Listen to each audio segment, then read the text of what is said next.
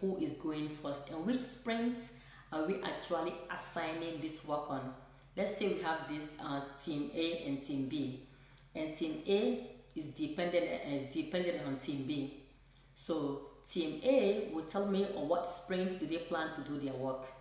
Hopefully they can determine that, so then team B can better plan to ensure that as soon as team A complete their work, then team B can now take on that item and complete their own part.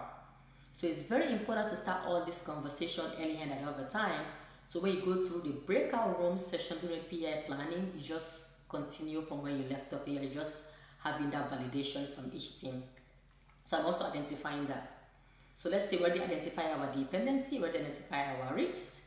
So the next thing now as a team, we are also determining which epic it will be assigned to what sprint.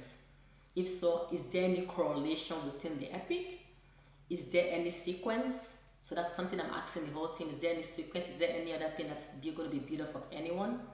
If so, what sprints are we assigning these stories?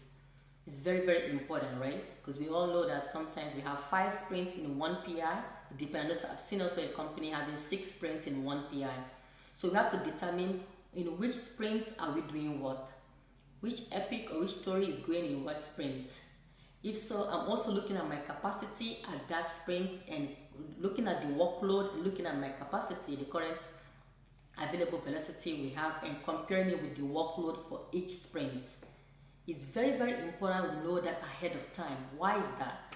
Because we don't want to overcommit, and when it's now time for us to deliver, we realize that, oh, we don't have a lot of people in this sprint too. We don't have a lot of people in sprint 3. So we have all this work